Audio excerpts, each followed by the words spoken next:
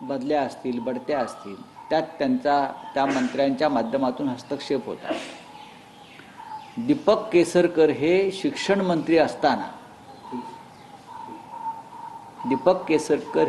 मंत्री असताना शिक्षण खात्याचं अनेक महत्त्वाच्या बदल्या, बढत्या आणि इतर कामासंदर्भात हे बाबा स्वतः लक्ष घालून अनेक अधिकाऱ्यांना बदल्या किंवा बढत्या देण्यास दीपक केसरकरांना भाग पाडत होते। आणि ते ट्रायडंटला हॉटेलला बसून त्यांचे जे भक्त मंत्री होते त्यांना बोलवून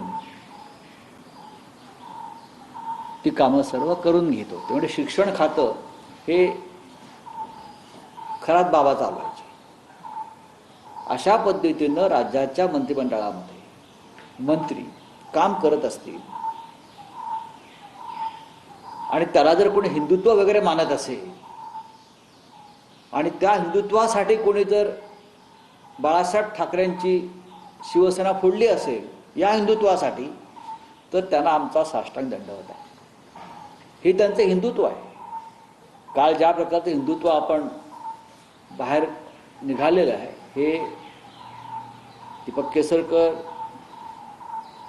एकनाथ शिंदे, विखे पाटील एकतर सगळे बाडगे आहेत। हे काल आलेले आहेत हिंदुत्वाच्या नावानं। विखे पाटील कधी हिंदुत्ववादी झाले, केसरकर कधी झाले हिंदुत्ववादी, पण हे बाबा, महाराज, बुवा, भोंदू, अंधश्रद्धा, बरं काय, रेडेबळी हे यांचं हिंदुत्व आहे।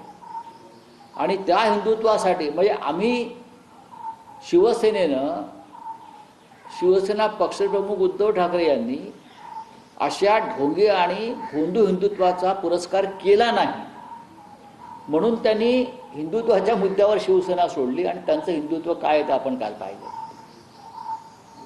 हे भोंदू बाबा यांचं मंत्रिमंडळ चालवतात। असे 9 मंत्री आहेत। असे 9 मंत्री आजही रुपाली चाकणकर हे हिमनगावरचं एक टोक आहे, पण 9 मंत्री त्यांच्या कॅबिनेटमध्ये आहेत देवेंद्र फडणवीस यांच्या आणि महत्त्वाची पोर्टफोलिओ सांभाळत आहेत। आज हा बाबा जरी गेला असला तरी इतर बाबा आहेत अजून आणि त्या बाबांचा प्रभाव त्या मंत्रिमंडळावरती आहे। देवेंद्र फडणवीस हे माझ्या माहितीप्रमाणे आधुनिक विचारसरणीचे विज्ञानवादी मुख्यमंत्री आहेत। सावरकर भक्त आहेत ना, मग सावरकरांनाही भोंदूगिरी मान्य नव्हती। वीर सावरकरांचे विचार सोडले म्हणतात ना, सातत्याने आमच्यावर टीका केली जाते की आम्ही म्हणे वीर सावरकरांचे विचार सोडले। वीर सावरकरांना अशा प्रकारची भोंदूगिरी, अंधश्रद्धा, लफंगेगिरी हिंदुत्वाच्या नावावर अजिबात मान्य नव्हती आणि तुम्ही ते करताय।